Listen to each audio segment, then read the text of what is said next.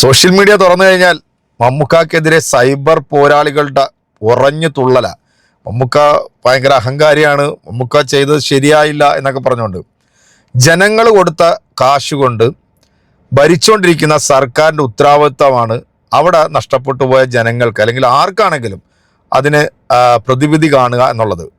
ലക്ഷക്കണക്കിന് വരുന്ന മലയാളികൾ മുഖ്യമന്ത്രിയുടെ ദുരിതാശ്വാസ നിധിയിലേക്ക് പൈസ അയച്ചു അല്ലേ. അതിൻ്റെ ഭാഗമായിട്ട് അവിടെ ഒരു ടൗൺഷിപ്പ് പണിഞ്ഞു. ഒരു പാർട്ടിയുടെയോ അല്ലെങ്കിൽ മറ്റാരെങ്കിലും അറിയിച്ചിട്ടൊന്നുമല്ല മമ്മൂക്ക വയനാട് എത്തിയത്. മമ്മൂക്ക അവിടുത്തെ ജനങ്ങളെ ഒന്ന് കണ്ട് ആ ഒരു കാഴ്ച ഒന്ന് കൺകൊള്ളുക, ഒന്ന് കാണണം, സന്തോഷമായിട്ട് തിരിച്ചു പോകണം, അത്രയും മാത്രമേ ആഗ്രഹിച്ചുള്ളൂ. അതിൻ്റെ ഇടയിലേക്ക് കുത്തിക്കേറി വന്നിട്ട് മറ്റേ പരിപാടി കാണിക്കുന്ന കുറേ ആൾക്കാരുണ്ടല്ലോ, അവർക്ക് കൊടുക്കാനുള്ള മറുപടി ഇതേ നിങ്ങൾ കണ്ടു. സ്വകാര്യ സന്ദർശനം എന്ന ലക്ഷ്യത്തോടെ മാധ്യമങ്ങളെ പോലും അറിയിക്കാതെയാണ് അക്ഷരാർത്ഥത്തിൽ മമ്മൂട്ടി അവിടെ എത്തിയത്. സാറേ, ഇതാണ് തൊഴിലാളികൾക്ക് ഉണ്ടാക്കുന്ന ബാത്റൂം. ഇപ്പൊ ജെൻസ് വേറെ ലേഡീസ് വേറെ അതെ, അങ്ങനെ ഉണ്ടാക്കുന്നത്. ഇനിയിപ്പോ ഡോറിന്റെ പണി മാത്രമേ ഇനി ബാക്കിയുള്ളൂ. ജനങ്ങൾ ബുദ്ധിമുട്ടരുത്, എത്ര പെട്ടെന്ന് വെക്കണം. താൻ എന്താടോ എന്റെ പിന്നാലെ ഇങ്ങനെ നടക്കുന്നത്? കുറച്ച് പിന്നോട്ട് പോകും. സാറേ, ഞാൻ അങ്ങനെ മാറി നിൽക്കേണ്ട ആളല്ല. ഞങ്ങൾ ഉണ്ടാക്കിയതാണ് ഈ മൊത്തം കക്കു. നിങ്ങൾ ഉണ്ടാക്കിയെന്ന് പറയരുത്, ജനങ്ങളെ കാശ് കൊണ്ടുണ്ടാക്കിയതാണ്. സാറേ, ഇതിന്റെ കുറച്ച് ഭാഗം നമുക്ക് അവിടെ കാണാനുണ്ട്, അങ്ങോട്ട് പോവല്ലേ. ല്ലോ അവർക്കുള്ള മറുപടി അത്.